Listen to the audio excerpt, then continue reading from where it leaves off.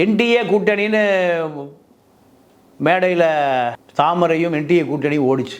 எடப்பாடி நான் வரமாட்டேன்ட்டு.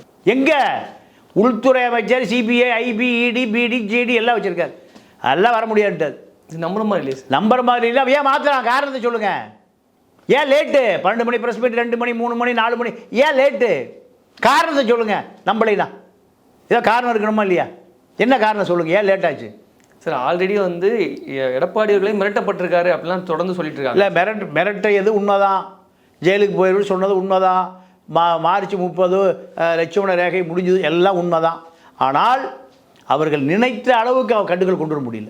சசிகலாவும் சேர்த்த முடியல, ஓபிஎஸ் சேர்த்த முடியல, டிடிவி சேர்த்த முடியல. என்டிஏ கூட்டணி, பிஜேபி கூட்டணி தான் எடப்பாடி இணையிறாரு, அதையும் சேர்த்த முடியல. முடிஞ்சுதா? அண்ணாமலை ஏன் நீக்கப்பட்டார்? அண்ணாமலைக்கு எடப்பாடி என்ன பிரச்சனை? அதிமுகவிலே நிறைய அண்ணாமலை இருக்கான். அதிமுகவிலே வேலுமணி ஒரு அண்ணாமலை, தங்கமணி ஒரு அண்ணாமலை, இப்படி பல அண்ணாமலைகளை வச்சிருக்கார் எடப்பாடி. ஆனால் அண்ணாமலை நீக்கம் ஒரு பொருட்டே அல்ல.